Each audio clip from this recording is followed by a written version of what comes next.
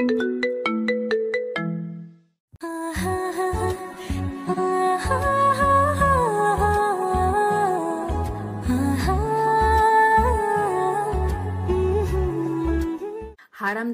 ভাষা কি? কুত্তা ফুট। টুট টুট টুট। কথায় আছে না, ভূতের মুখে রাম নাম। এর হয়েছে তাই যে মাইয়া কুত্তা বানর শুয়োর লুচ্চা ছাড়া কথাই বলে না, সে নাকি আমার সামান্য কুত্তি বলার জন্য ব্রেকআপ করলো। ভাবা যায় বিষয়টা। যাই হোক, পরিচয়টা দিয়ে নেই। আমি আজিজ, এবার অনার্স দ্বিতীয় বর্ষের ছাত্র। আর যার সাথে এতক্ষণ কথা বলছিলাম ও হলো জান্নাত, আমার গার্লফ্রেন্ড। গার্লফ্রেন্ড বললে এখন ভুল হবে, বলতে হবে এক্স গার্লফ্রেন্ড। এবার ইন্টার ফাইনাল ইয়ারে। আপনাদের সাথে কথা বলতে বলতে ফোনটা আবার বেজে উঠলো। মেজাজটা আবার খারাপ হয়ে গেল। জান্নাত মনে করে নাম্বারটা না দেখেই ধরে বলতে শুরু করলাম, ওই কুত্তি, আবার ফোন দিলি কেন? তোর কি লজ্জা নাই? খুব তো বললি আর ফোন দিবি না, সেই তো ঘুরে ফিরে আবার আমার কাছে ফোন দিলি। বেলজ্জ, বেপর্দা, বেহায়া মহিলা কোথাকার। ওপাশ থেকে, কি আবল তাবল কথা বলিস বাবা? আমি তোর মা বলতেছি, তুই কি পাগল হইলি নাকি রে বাবা? ফোনের দিকে তাকিয়ে দেখি, এ মা, এই তো দেখি সত্যি আম্মুর নাম্বার। এখন কি বলবো আম্মুরে? আম্মু সরি আম্মু, ভুল হয়ে গেছে। ভুল মানে? তুই আমার কুত্তি বেহায়া বেপর্দা বললি? আম্মু আমি সত্যি তোমারে বলতে চাই নাই। তো কারে বলতে চাইছিলি? দাঁড়াও, তোমারে সব বুঝিয়ে বলতেছি। দাঁড়াইতে পারবো না, তুই বল। ওকে, তাহলে শোনো, সব বুঝিয়ে বললাম। ও ঠিক আছে, বেশি চিন্তা করিস না, সব ঠিক হয়ে যাবে। তা কি জন্য ফোন দিয়েছিলে সেটা বলো। একটা খুশির খবর আছে বাবা, তুই বাড়িতে চলে আয়। তোর ভাইয়ের জন্য মেয়ে দেখতে যাব, 2-1 দিনের মধ্যে চলে আয়। ওহ আম্মু, কি খবর দিলে গো? ভাইয়ার বিয়ে? আমি কালকেই বিকালের দিকে চলে আসতেছি খুশি হয়ে, কারণ ভাইয়ার বিয়ে হয়ে গেলেই আমার পথ পরিষ্কার। ওকে আয়, সাবধানে আসবে কিন্তু। ঠিক আছে আম্মু, বলেই ফোনটা কেটে দিলাম। কাল আগে ভার্সিটি গিয়ে ছুটি নিয়ে আসতে হবে, তারপর বিকালের দিকে সোজা বাড়িতে। কিন্তু জান্নাতের জন্য খুব খারাপ লাগতেছে। যদিও ব্রেকআপ করে থাকি, তবুও তো ভালোবাসি মেয়েটাকে। অভিমানের বশে শুধু ব্রেকআপ করা। ব্রেকআপ করলেও তাও তো মেয়েটাকে একবার করে দেখতে পারি, কিন্তু বাড়িতে গেলে তাও তো দেখা হবে না। জান্নাতের সাথে আমার পরিচয় আমার বন্ধুর বোনের মাধ্যমে। সেদিন ছিল নাবিলার জন্মদিন, আমিও যাই সেদিন বুলবুল আমার বন্ধুদের বাড়িতে। জান্নাতুলকে সেদিনই প্রথম দেখি, তারপর প্রপোজ, প্রেম, আর প্রেমের পর ব্রেকআপ। কি একটা জিনিস, তাই না? ওকে প্রপোজটা আমি করেছিলাম, আর ব্রেকআপটা করলো জান্নাত। পুরোনো দিনের কথাগুলো ভাবতে ভাবতে কখন যে ঘুমিয়ে পড়েছি মনেই নেই। সকালে ঘুম ভাঙলো ফজরের আজানের আওয়াজ শুনে। নামাজ পড়ে এসে সবকিছু গুছিয়ে নিলাম, তারপর খাওয়া দাওয়া করে ভার্সিটিতে গেলাম। ভার্সিটিতে পৌঁছাতেই, এই আজিজ, এদিকে আসো। এর নাম রিয়া, খুবই গা ঘেঁষে একটা মেয়ে। আমাকে নাকি তার খুবই পছন্দ, কিন্তু আমাকে আর জান্নাতকে যখন একসাথে দেখে তখন নাকি তার গা জ্বলে যায়। হ্যাঁ বলো, তবে যা বলবে একটু তাড়াতাড়ি বলবে, আজকে আমার বেশি সময় নাই। তোমার কবেই বা সময় থাকে গো সোনা, আমার কাছে একটু বসতে? তোমার কি এমন সমস্যা হয় বলো তো? এই হাত ছাড়ো বলছি। হাত ধরলে কেন আবার? না, ছাড়বো না। জান্নাত যখন তোমার হাত ধরে তখন তো কিছু বলো না, আর আমি ধরলেই দোষ, তাই না? আর তোমাদের তো এখন ব্রেকআপ হয়ে গেছে, তা হাত ধরলে কোনো সমস্যা হবে না। কোনো মতে হাতটা ছাড়িয়ে, সেটাই তো গো সোনামণি, আমার গুলুগুলুটা রিয়া সোনা। তুমি তো এখন আমার হাতটা ধরে থাকবে, কিন্তু ওই যে বললাম আমার আজ একটু কাজ আছে, কাজটা সেরে এসেই আমার হাতটা তোমাকে দিয়ে দিব। কেমন রিয়া সোনা? একবার ছুটিটা নিয়ে আসি, তারপর তুই আমায় কেমনে পাস তা দেখা যাবে। রিয়া যেন খুশিতে অবাক। আমি যে ওর সাথে এত ভালোভাবে কথা বলবো বিশ্বাসই করতে পারে নাই। তুমি আমাকে সোনা বলবে আজিজ? হ্যাঁ গো সোনা, আরো কত কি বলবো। আমি কাজটা সেরে আসি, তারপর না হয় সব হবে। ঠিক আছে, কিন্তু কোথায় যাবে? প্রিন্সিপালের রুমে। আচ্ছা, তুমি তাহলে যাও, আমি তোমার জন্য এখানেই অপেক্ষায় থাকি। আরে না না, তোমার অপেক্ষা করতে হবে না, তুমি বরং ক্লাসে যাও, আমি কাজটা সেরেই আসতেছি। ঠিক আছে, তাড়াতাড়ি আসবে কিন্তু, আমি ক্লাসে গেলাম। তুই তাড়াতাড়ি যা, আর আমি আগে ছুটিটা নিয়ে আসি, তারপর তুই আমারে কেমনে পাস তা দেখা যাবে। ওখান থেকে প্রিন্সিপালের রুমে আসলাম। তারপর ছুটি নিয়ে দিলাম এক দৌড়ে হোস্টেলে। তারপর ব্যাগটা নিয়ে বাস স্টেশন। এদিকে রিয়া ভাবছে স্যারের রুমে আজিজ এতক্ষণ কি করে একবার দেখে আসতে হয়, যেই ভাবা সেই কাজ। কিন্তু এ কি, স্যারের রুমে তো আজিজ নাই, একবার স্যারকে জিজ্ঞেস করতে হয়। আসতে পারি স্যার? জি আসছিল। আর তোমরা লেখাপড়া করো কেন বলতে পারো? আসতে পারি স্যার এই কথাটা কি ইংরেজিতে বলা যায় না? Sorry sir. ইটস ওকে, আর সরি বলতে হবে না। কি জন্য এসেছো তাই বলো। স্যার আজিজ কি আপনার এখানে আসছিল? আসছিলেন। ছেলেটা খুবই ভালো। স্যার জানি, কিন্তু কি জন্য এসেছিল স্যার? ছুটি নেবার জন্য। হাই। এদিকে টিকিট কেটে বাসে উঠে বসে আছি, হেডফোন কানে নিয়ে বসে আছি বাসের মধ্যে। হঠাৎ চোখ গেল বাসের দরজার দিকে। একটা মেয়ে, মাশাআল্লাহ দেখতে একদম দুধে আলতা। মেয়েটা দেখি আমার সিটের দিকেই এগিয়ে আসছে, আর আমি অপলক দৃষ্টিতে তার দিকে তাকিয়ে রয়েছি। আমার সামনে দাঁড়িয়ে মেয়েটি বলল, ভাইয়া জানালার পাশের সিটটা আমার, যদি একটু এই পাশে আসতেন। ও হ্যাঁ সরি আপু, আসুন বসুন। আরে সরি বলছেন কেন? ঠিক আছে। ধন্যবাদ। আচ্ছা আপনি কোথায় যাবেন আপু? সিরাজগঞ্জ। আপনি? আরে আমিও তো সিরাজগঞ্জে যাচ্ছি। বাহ, ভালোই হলো, গল্প করতে করতে যাওয়া যাবে। তা আপনি সিরাজগঞ্জের কোথায় যাবেন? উল্লাপাড়া। আপনি? সিরাজগঞ্জে। ও, আপনার নামটা কিন্তু জানা হলো না আপু। আমি সামিরা, অনার্স দ্বিতীয় বর্ষের ছাত্রী। আপনি? আমিও অনার্স দ্বিতীয় বর্ষে। আমি আজিজ। আমরা যেহেতু একই ক্লাসে, তাহলে আমরা তো তুমি করেই বলতে পারি। তুমি কি বলো সামিরা? অবশ্যই, কেন না। আচ্ছা সামিরা, তুমি কি সিঙ্গেল? কেন বলো তো? না, এমনি শুনতে চাইলাম। না, আমার বয়ফ্রেন্ড আছে। আর তুমি? কি আর বলবো, দুঃখের কথা, আমি বর্তমানে ঝুলে আছি। ঠিক, তোমার কথা বুঝলাম না। মানে 3 মাস আগে ব্রেকআপ হয়েছে, কাল রাতে আবার এক্স এর সাথে কথা হয়েছে। ও, তা কি কথা বললে কাল রাতে? শুনবে? বলো। কথাগুলো শুনে যদি তোমার হাসতে হাসতে কাপড় খুলে যায়, তাহলে আমি কিন্তু দায়ী নই। ধুর, ফাজলামো করো নাকি, বলো তো। তাহলে শোনো, কাল রাতে সব কথাগুলো সামিরাকে বললাম। মেয়েটা হাসতে হাসতে যেন গড়াগড়ি খাওয়ার মতো অবস্থা। আমার সব কথা শুনে সামিরা হাসতে হাসতে বলল, আজিজ তুমি তাহলে ভাতখোর। তুমিও শুরু করলে নাকি? আরে না, এমনি মজা করলাম। আচ্ছা আজিজ, একটা কথা বলবো। বলো। তুমি যদি ভাতখোর হও, তাহলে তুমি এত চিকন কেন? তোমায় তো দেখে মনে হয় না তুমি ভাতখোর। ধুর, ফাইজলামো করছো আমার সাথে, যাও, তোমার সাথেও কথা নাই। আরে আরে, রাগ করো কেন, আমি তো মজা করলাম। আচ্ছা সামিরা, ভাতখোর কাকে বলে বলতে পারবে? আমি কিন্তু এর মানেটা বুঝলাম না। ওটা তোমার গার্লফ্রেন্ডের কাছে জিজ্ঞেস করো, আমি বলতে পারলাম না। মেয়েটার সাথে কথা বলতে বলতে তার গন্তব্য স্থানে পৌঁছে গেলাম। বাসের মধ্যে দুজন যতটা সময় একসাথে ছিলাম, সারাক্ষণ সামিরার মুখে হাসি ছিল। যাওয়ার সময়, আজিজ তুমি কিন্তু খুবই মজার একটা মানুষ। যতক্ষণ তোমার সাথে ছিলাম খুবই এনজয় করলাম মুহূর্তটা। আর তোমার কথা শুনে যতটুকু বুঝলাম, জান্নাত তোমাকে খুবই ভালোবাসে, আর অভিমানের বশে শুধু তোমার সাথে এমন ব্যবহার করেছে। আমি জানি। আমি কিন্তু তোমার গার্লফ্রেন্ডকে চিনি। কি বলো, কিভাবে? সময় হলে জানতে পারবে। আল্লাহ হাফেজ, ভালো থেকো। আজিজ আর জান্নাতের সাথে আবার ভাব করে নিও। আল্লাহ হাফেজ সামিরা। কিন্তু তুমি কিভাবে জান্নাতকে চেনো সেটা তো বলে যাও।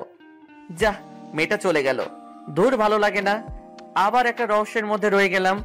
আবার ওর নামটা ছাড়া কিছুই জানা হলো না, এমনকি ফোন নাম্বারটাও নেওয়া হলো না। কথাগুলো ভাবতে ভাবতে আমার গন্তব্য স্থানে পৌঁছে গেলাম, আমার শহর উল্লাপাড়াতে। বাস থেকে নেমে একটা সিএনজি নিয়ে সোজা বাড়িতে। দরজার সামনে এসে কলিং বেল বাজাতেই আম্মু এসে দরজা খুলে দিলেন। কি রে, এত তাড়াতাড়ি এসে গেলি? কই আসলাম এতদিন পর, একটু আদর যত্ন করবে তা না, বলছো এত তাড়াতাড়ি চলে আসলাম। আর এখন কত বাজে সেদিকে খেয়াল আছে তোমার আম্মু? বিকাল 5:30 বাজে। আচ্ছা বাবা, আমার ভুল হয়ে গেছে, মাফ কর আমাকে। এখন যা, ফ্রেশ হয়ে এসে খাবি কিছু। ভাইয়া কোথায়? তোর ভাইয়া তার রুমেই আছে। ও ওকে আম্মা জান, আমি গেলাম বলেই সোজা আমার রুমে চলে গেলাম। তারপর ফ্রেশ হয়ে খাওয়া দাওয়া করে ভাইয়ার রুমে গেলাম। গিয়ে, কি করছিস ভাইয়া? আরে আজিজ, তুই তুই কখন আসলি? আয় এদিকে, আয় বস এখানে। ভাইয়া, শুনলাম কাল নাকি তোর জন্য মেয়ে দেখতে যাবে। হ্যাঁ, সেই জন্যই তো তোকে নিয়ে আসলাম। কিন্তু তুই নাকি একটা মেয়ের সাথে রিলেশন করিস, তাহলে তার কি হবে? আরে বোকা, তোর আবার কি হবে? ওর সাথেই তো বিয়েটা ঠিক হলো, আমার পছন্দের মানুষের সাথে। ভাইয়া, তোর সাথে তো তোর ভালোবাসার মানুষটার বিয়ে হচ্ছে, কিন্তু আমার যে কি হবে আল্লাহ ভালো জানে। কিরে, এত কি ভাবিস? কই কিছু না তো। তা তোর জান্নাতুলের কি খবর? এখন কি তোর ঝাড়ির উপর রাখে নাকি? ধুর, তুই যে কি বলিস না ভাইয়া। মেয়েটা কিন্তু খুব ভালো। তোরে কইছে মেয়েটা ভালো, তুই কি ওরে দেখছিস নাকি? দেখি নাই, তবে কথা তো বলেছি। তুই থাক তোর কথা নিয়ে, আমি গেলাম, এখন ঘুমাবো। আবার ডাকতে যাস না জানো। কাল কখন যাবি? ভাবি কি দেখতে, তাই বল। সকাল 10টার দিকে। ওকে বাই বলেই আমার রুমে চলে আসলাম। সারাদিন অনেক ধকল গেছে, এখন একটু ঘুমাই। হঠাৎ করে ঘুমটা ভেঙে গেল। টেবিলের দিকে তাকিয়ে দেখি জান্নাত সাজগোজ করতেছে। আমি তো দেখেই অবাক। ঠোঁটে হালকা লিপস্টিক, চুলগুলো খোপা করা, পরনে একটা কালো শাড়ি। আমি দেখে যেন মুগ্ধ হয়ে ওর দিকে তাকিয়ে আছি। আমার তাকিয়ে থাকা দেখে জান্নাত বলল, কি দেখো অমন করে? তোমাকে তোমাকে একদম পরিমতো লাগছে। যা দুষ্টু, ওইভাবে কেউ বলে? আমার বুঝি লজ্জা করে না? আমার কাছে আবার কিসের লজ্জা শোনা? আসো, কাছে আসো, আজ তোমার সব লিপস্টিক খাবো। বলেই হাত ধরে একটানে বুকে নিয়ে আসলাম। হাই, এই কি করো? দেখো কি করি। বলেই জান্নাতের ঠোঁটে আমার ঠোঁট চোখ বুঝে ডুবিয়ে দিলাম। কিছুক্ষণ পর, এ কি জান্নাত, তোমার ঠোঁট বালু বালু লাগে কেন? কি হলো, কথা বলো না কেন? জান্নাত, তোমার লিপস্টিক পানি পানি লাগে কেন? চোখ খুলে তাকিয়ে দেখি জান্নাত নেই, আর আমার সামনে রয়েছে দেয়াল। আর ওটা লিপস্টিক না, আমার ঠোঁট কেটে রক্ত বের হচ্ছে। রক্ত দেখে দিলাম এক চিল্লানিতে পুরো বাড়ি আমার রুমের মধ্যে। কিরে, কি হয়েছে? এত জোরে চিল্লাস কেন? এ কি তোর ঠোঁট কাটলো কেমনে? কিরে, এতখানি কাটলো কিভাবে? সত্যি করে বলতো, কিভাবে কাটলি? খাটে থেকে পড়ে টরে গেছিলি নাকি? এখন এদের আমি কি বলবো? যদি বলি স্বপ্নের মধ্যে জান্নাতকে চুমু দিতে গিয়ে দেয়ালের সাথে ঠোঁট ঘষেছি, তাহলে তো মান ইজ্জত সব যাবে। আসলে ভাইয়া, আম্মু, আমি খাটে থেকে পড়ে গেছিলাম। তোমরা তো জানোই আমার ঘুমের মধ্যে এপাশ ওপাশ করার স্বভাব আছে। সাবধানে ঘুমাতে পারিস না? বাসলাম, কি একটা কাণ্ড হয়ে গেল বলুন তো। এই জান্নাত কি ঠিক মতো ঘুমাইতেও দেবে না? স্বপ্নের মধ্যে কত সুন্দর একটা ব্যবহার করলো, কিন্তু সামনাসামনি ওরে বাবা, একদম পেতনি। জান্নাত সবার সাথে ভালো ব্যবহার করে, শুধু আমার বেলায় এমনটা করে কেন বুঝি না। হয়তো ভালোবাসার মানুষটার প্রতি একটু বেশি অধিকার খাটাতে চায়, তাই আমার সাথে এমন করে। কথাগুলো ভাবতে ভাবতে কখন যে ঘুমিয়ে গিয়েছি খেয়ালই নাই। ঘুম থেকে উঠে ফজরের নামাজটা পড়ে খাওয়া দাওয়া করে রেডি হয়ে ভাইয়ার জন্য মেয়ে দেখতে চলে আসলাম। তারপর যা দেখলাম, মোটেও তা দেখার জন্য প্রস্তুত ছিলাম না। কারণ তা হলো, ভাইয়ার জন্য মেয়ে দেখতে এসে বসে আছি প্রায় 1 ঘন্টা হলো, কিন্তু মেয়েকে আনার কোনো নামই নাই। মেয়ে আসুক আর না আসুক তাতে আমার কি। সামনে বিভিন্ন রকমের খাবার রাখা আছে, তা আমি মনের আনন্দে খেয়ে যাচ্ছি, কিন্তু ভাইয়া কিছুই খাচ্ছেন না। ভাইয়ার মুখ দেখার মতো অবস্থা হয়ে আছে, একদম ধুতুম পেঁচা। তাই ভাইয়াকে বললাম, কি রে ভাইয়া, কিছু খাবি না নাকি? দূর, আমি আছি আমার টেনশনে, আর তুই আসিস খাওয়া নিয়ে। বুঝি না মেয়েদের এত কি সাজগোজ করা লাগে। সেই কখন থেকে বসে আছি, আমাদের সময়ের দাম নাই নাকি? এত চাপ নিস কেন, আসবে তো নাকি? তোর তো দেখি তরিস হয়েছে না। এত পেশাল করছিস কেন? খা না ভাই, আমার পিছে আবার লাগলি কেন? আচ্ছা ঠিক আছে, আমি কথা বলবো না তোর সাথে, আমি খাই আর তুই অপেক্ষায় থাক ভাবিকে দেখার জন্য। আমি আর কোনো কথা না বলে খাওয়াতে মন দিলাম। নিচের দিকে তাকিয়ে খাইতেছি।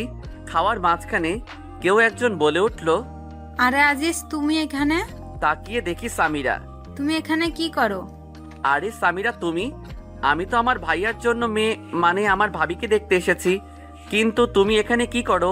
আরে আমি তো দুলালের। দুলালি আমার হবু ভাবির নাম। আমি এখানে থাকবো না তো কে থাকবে? কিরে, তোরা একে অন্যকে চিনিস নাকি? তুমি কিন্তু বললে না কিভাবে জান্নাতকে তুমি চেনো।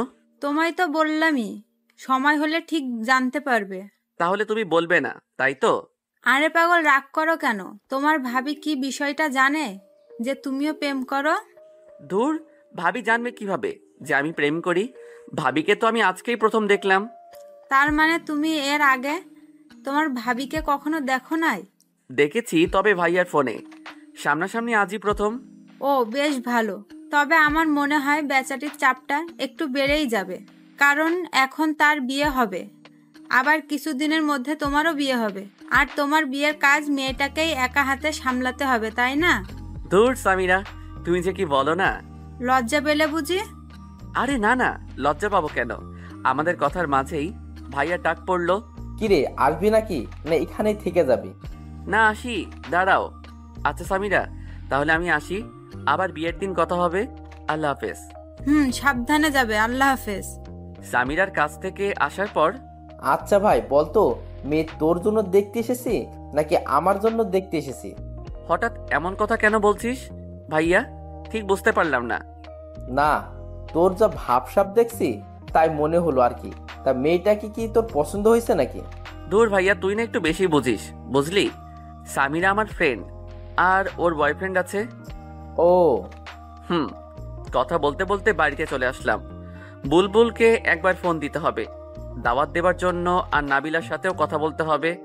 ফোন দেবার পর, হে ভাই বল, আর কেমন আছিস? আলহামদুলিল্লাহ ভালো আছি রে দোস্ত, তুই কেমন আছিস? আলহামদুলিল্লাহ ভালোই। শোন, আগামী 10 থেকে 11 তারিখ তো ভাইয়ার বিয়ে ঠিক হয়ে গেল। তুই আর নাবিলা আসবি, কিন্তু তোরা বরং 7-8 তারিখে চলে আয়, অনেক কাজও করতে হবে। দোষ, সে না হয় বুঝলাম, কিন্তু নাবিলা তো মনে হয় যাইতে পারবে না, কারণ 9 তারিখ থেকে ওর পরীক্ষা শুরু হবে। ও, তার মানে তো জান্নাত আসতে পারবে না। আচ্ছা দোস্ত, তাহলে তুই চলে আয়, এখন রাখি। দেখতে দেখতে ভাইয়ার বিয়ের দিন চলে আসলো। বাড়ি ভর্তি মানুষ, সবাই যার যার মতো আনন্দ করছে। আমিও বন্ধুদের সাথে আনন্দ করছি, কিন্তু আনন্দের মাঝেও কিছু একটা যেন ফাঁকা ফাঁকা মনে হচ্ছে। আর সেই কিছু একটা হলো জান্নাত। হঠাৎ আমার সামনে সামিরা এসে হাজির, কিন্তু সে একা না, একটা ছেলের হাত ধরে আছে। আমাকে দেখেই ও বলল, হাই আজিজ, কেমন আছো? ভালো, তুমি? আমিও ভালো। আজিজ, এ হচ্ছে আমার বয়ফ্রেন্ড তৌসিফ, তৌসিফ আহমেদ শান্ত। আর তৌসিফ, ও হলো আজিজ। তোমাকে তো বলেছি সব ওর বিষয়ে। হ্যালো ভাইয়া, কেমন আছেন? ভালো আছি ভাই, কিন্তু আমার মনে হয় তুমি ভালো নেই, তাই না? সামিরার কাছে যতটুকু জানা যায় তোমার বিষয়ে সবকিছু শুনলাম, তুমিই তো সেই বিখ্যাত সবখোর। ভাইয়া, সবই কপাল। তা তোমার তাকে তো দেখতে পাচ্ছি না ভাই, আসেনি নাকি? আসলে ভাইয়া, তার তো এক্সাম চলছে, তাই আসতে পারে নাই। এভাবে সামিরা ও তার বয়ফ্রেন্ডের সাথে বলে বিয়ের আসরে চলে আসলাম। বিয়ের সব কাজ সম্পন্ন করে ভাবিকে নিয়ে আমাদের বাড়িতে চলে আসলাম।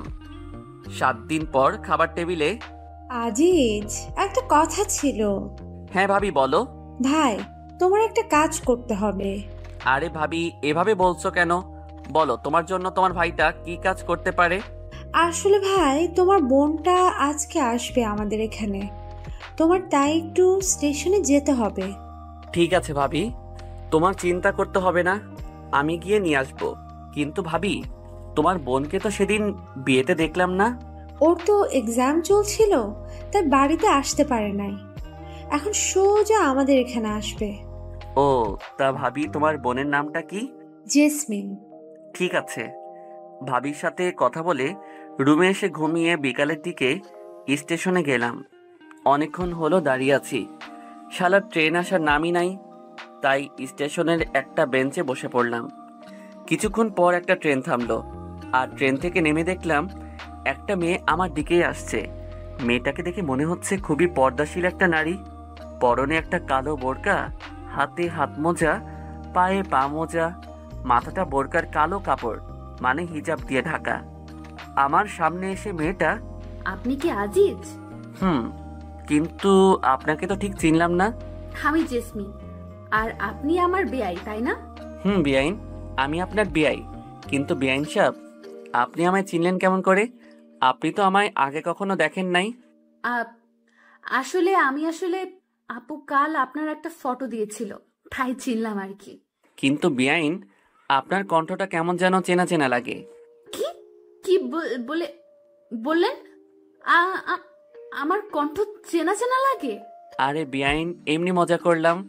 আপনি 10টা না 5টা না, একটা মাত্র বেআইন, তাই মজা করলাম। মাইন্ড করলেন নাকি? না না, মাইন্ড করব কেন? আমি কি এখানেই দাঁড়িয়ে থাকবো নাকি আমাকে আপনাদের বাড়িতে নিয়ে যাবেন বেআই মশাই? ও হ্যাঁ, চলুন চলুন। চলুন। তারপর বেআইনকে নিয়ে বাড়িতে চলে আসলাম আর ভাবিকে বললাম, ভাবি এই নাও তোমার আমানত, সশরীরে নিয়ে এসেছি। ভাই ধন্যবাদ। স্বাগত। শোনো, আমি এখন আবার ঘুমাবো, রাতে কিছু খাবো না, আবার ডাকতে যেও না যেন।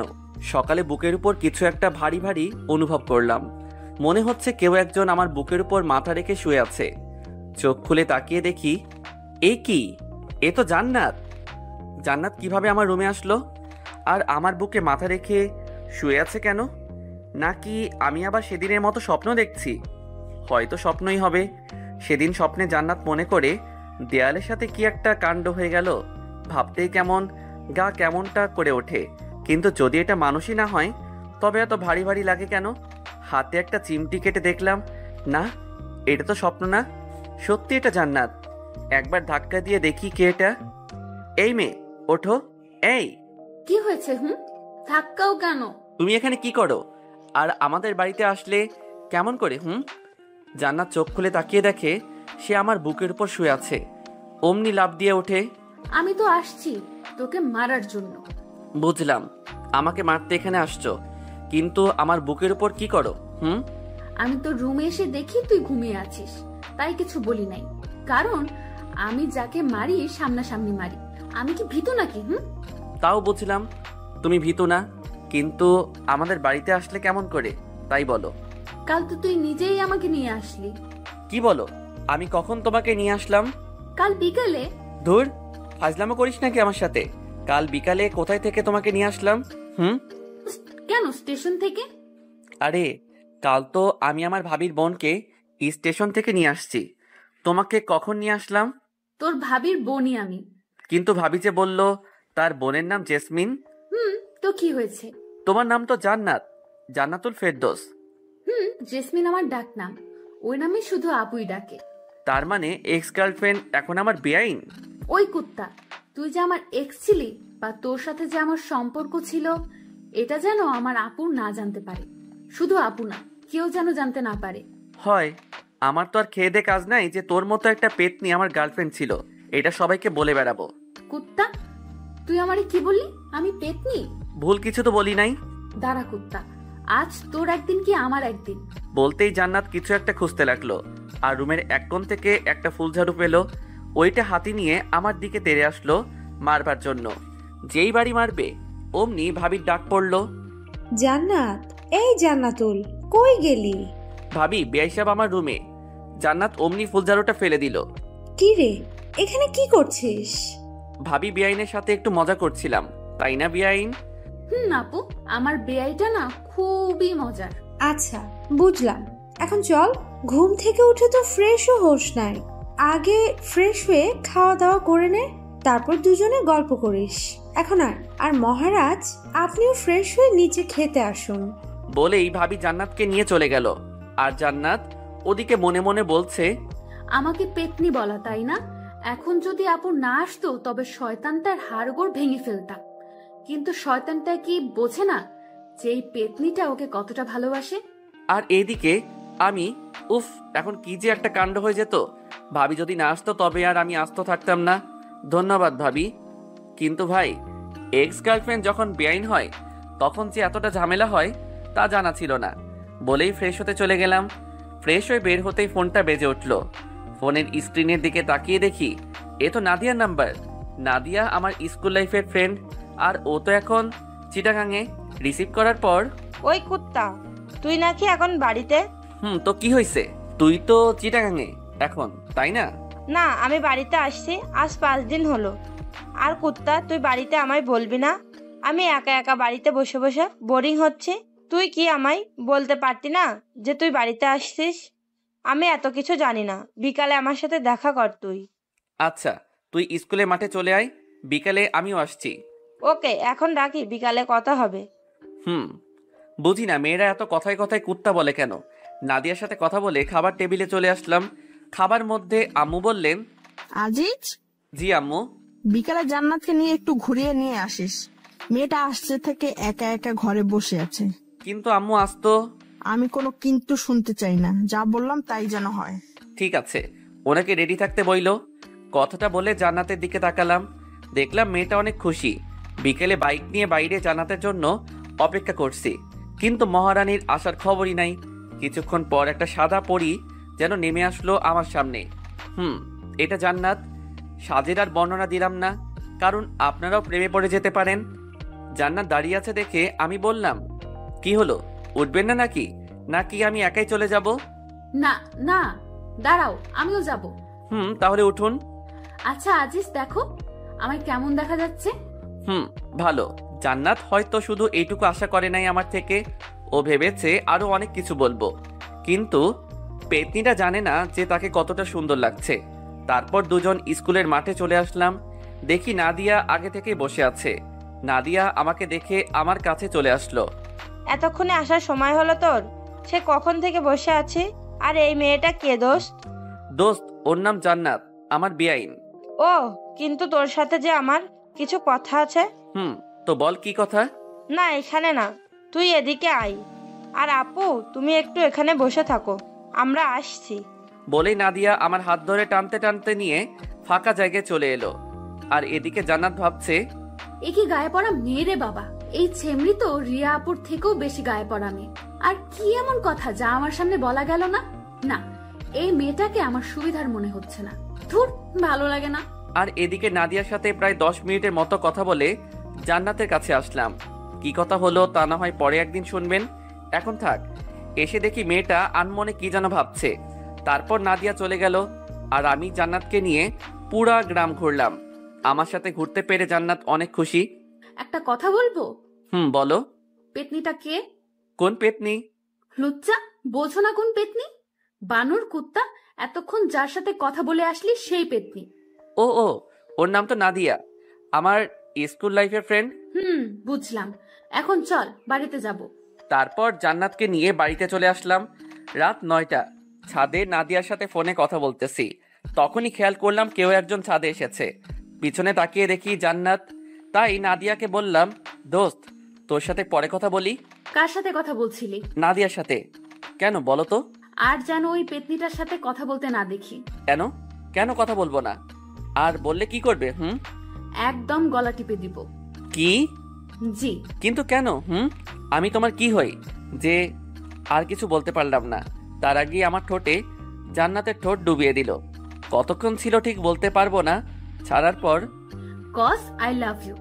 আর একদিন ওই পেতনিটার সাথে কথা বললে দেখ কি করি তোর। বলেই দৌড়ে চলে গেল। বুঝলাম না কিছু। জান্নাতি আমার সাথে ব্রেকআপ করলো, আর এখনো নিজেই বলছে আই লাভ ইউ। হুট করেই জান্নাত তার ঠোঁট দুটো আমার ঠোঁটের মধ্যে মিলিয়ে দিল। কতক্ষণ যে দুজনের ঠোঁট একত্রে ছিল তা বলতে পারা মুশকিলই বটে। ছাদ থেকে রুমে এসে শুয়ে থেকে ভাবছি কি থেকে কি হয়ে গেল, আর মুচকি মুচকি হাসছি যে মেয়েটা গত 2 বছর আমাদের রিলেশন চলাকালীন নিজে থেকে আমার হাতটা পর্যন্ত ধরছে কিনা মনে নেই, আর আজ সেই মেয়েটাই চুমু দিয়ে দিল। ভাবা যায়?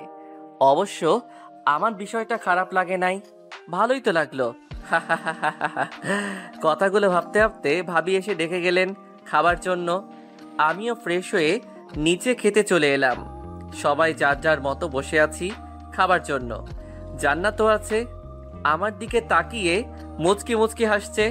আমি সেই দিকে খেয়াল না দিয়ে খাওয়ার জন্য বসে পড়লাম।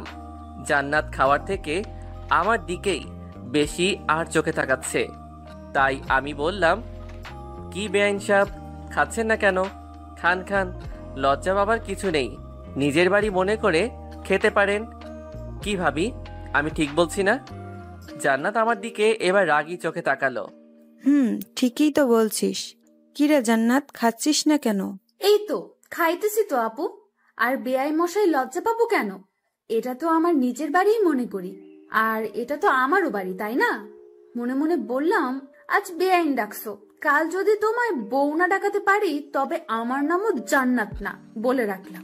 তোরা খাওয়ার সময় কি শুরু করলি? আর ছোট আব্বাজান? আম্মু মাঝে মাঝে আমাকে ছোট আব্বাজান বলে ডাকে। জি আম্মু বলো। তোর খালাম্মা আজ ফোন দিয়েছিল, তোকে যাইতে বলছে। কিন্তু আম্মু আমি এখন কিভাবে যাব? কেন বাবা, কেন যাইতে পারবা না? আমি তো তোমার ফোন টেপা আর ঘুরে বেড়ানো ছাড়া আর কোনো কাজ দেখি না, তাহলে কেন যাইতে পারবা না? উপায় নাই, এখন যেতেই হবে। ঠিক আছে, কবে যাইতে হবে? কাল সকাল সকাল বেরিয়ে পড়বি, আর 4-5 দিন থেকে তারপর বাড়িতে আসবি। তোর খালা মনির কাছ থেকে আবার যেন শুনতে হয় না তুই বাড়ি আসার জন্য তার কাছে বায়না করছিস। ঠিক আছে, 4-5 দিন থেকে তারপর বাড়িতে আসবো। এবার খুশি? খুশি। জান্নাত মা, তুমি তাহলে সকাল সকাল রেডি হয়ে থাকো মা। মা ঠিক আছে। বুঝলাম না আম্মু, জান্নাত রেডি থেকে কি করবে? আর ওই আপনি আমার আম্মুরে মা ডাকছেন কেন? জান্নাত তো তোর সাথে যাবে। আমি মা বলে ডাকবো, তাতে আপনার কি? আমি মনে মনে বললাম, মা তো আজ না হয় কাল থেকে ডাকতেই হবে, আমি না হয় এখন থেকেই ডাকা শুরু করলাম। আমার বোকা বরটা বোঝেও না। আর একবার শুধু কাল তোমার সাথে বেরোতে পারি, তারপর দেখো তোমায় কেমন না জানো না চাই।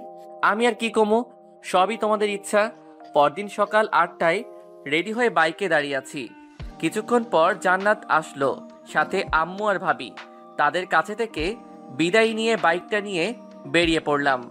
গাড়ির আপন গতিতে গাড়ি চলছে, কিন্তু আমাদের কারোর মুখেই কোনো কথা নেই। নীরবতা ভেঙে জান্নাত বলল, কি হলো, কথা বলছো না কেন? কি বলবো? কেন, আমার সাথে বলার তোমার কোনো কথা নেই? আছে তো অনেক, কিন্তু কিছুই মনে পড়ছে না। ফাজলামো করো নাকি? দূর, ফাজলামো করতে যাব কেন? যা সত্যি তাই বললাম। ঠিক আছে, এখন বলো আমার কেমন লাগছে দেখতে? একদম পেতনির মতো, মজা করে বললাম। দেখতে তো মাশাআল্লাহ পরীর মতো সুন্দর। কি বললি কুত্তা? আউ, মারলে কেন? যা সত্যি তাই তো বললাম। আমার পেতনির মতো দেখতে, তাই না? গাড়ি থামা, গাড়ি থামা বলছি। কেন? যা বললাম তাই কর। ওকে। গাড়ি থামানোর পর, আজিজ তুই বুঝতে পারছিস যে তুই এখন ফেসে গেছিস? মানে আমি ফেসে গিয়েছি মানেটা কি? মনে হচ্ছে এখন যদি আমি চেঁচামেচি করে লোক জড়ো করি আর তাদের বলি তুই আমাকে ভুলিয়ে ভালিয়ে এসব করার জন্য এখানে নিয়ে আসছিস, তাহলে তোর কি অবস্থা হবে ভাবতে পারছিস? কিন্তু আমি তো তোমায় ওইসব করার জন্য আনি নাই। সেটা তো আমি আর তুমি জানি সোনা, এরা তো জানে না। তাহলে আমি এখন পালাবো? পালাও, তবে বাড়িতে আম্মু আর আপুকে কি বলবে? তার মানে? তার মানে তুমি এখন মাইনকার চিপায়। না হ্যাঁ। তুমি এখন কি করতে চাচ্ছ? বেশি কিছু না, শুধু আমি যা যা বলবো তোমায় তাই তাই করতে হবে। কি করতে হবে? আমরা যখন তোমার খালামনির বাসায় যাব তখন তো তিনি জানতে চাইবেন আমি তোমার কি হই। তখন তুমি কি বলবে? আমি তোমার কি হই? কেন বলবো বেআইন? না, বেআইন না। তাহলে কি বলবো? তুমি আমার এক্স গার্লফ্রেন্ড এইটা বলবো? ধুর বোকা, এটা বলতে যাবে কেন? তাহলে কি বলবো সেটা তো বলো, এত পেঁচাও কেন? খালামনিকে বলবে আমি তোমার একমাত্র দুষ্টু মিষ্টি আদরের বউ। মানে কি? তুমি তো আমার বউ না। সেটাও শুধু তুমি আর আমি জানি, খালামনি তো জানে না। নেহি কাবি নেহি, আমি এটা বলতে পারবো না। বলতে পারবি না তাই না? লোকজন ডাকবো নাকি? না। তাহলে আমি এখন থেকে তোর কে? বউ। জোরে বল, শুনতে পাই নাই। বললাম তো বউ। এভাবে না, বল যে তুমি আমার একমাত্র বউ, নইলে ডাকবো নাকি? না না, বলছি। বল। তুমি আমার একমাত্র আদরের বউ। এই তো আমার সোনা বর, আমার জানুটা, আমার গুলুমুলু বাবুটা। এখন চলো যাওয়া যাক সোনা মোনা। চলো। গাড়ি চলছে তো চলছেই, আর আমি শুধু ভাবছি কি যে হতে চলেছে। আমার খালাম্মা তো একদম সহজ সরল একজন মানুষ। জান্নাতের মতলবটা আমি কিছুই বুঝতে পারলাম না। বাইকের আয়নাতে দেখতে পেলাম জান্নাত মুচকি মুচকি হাসছে। এ যেন তার বিজয়ের হাসি। সারা রাস্তা আর একটা কথা হয় নাই দুজনের। গাড়ি এসে থামলো খালামণিদের বাড়ির সামনে। তারপর কলিং বেল দেবার আগে জান্নাত, মনে আছে তো আমি এখন তোমার কে? বউ, একমাত্র আদরের বউ, আমার সোনা বরটা। তোরে দিলাম চুম্মা।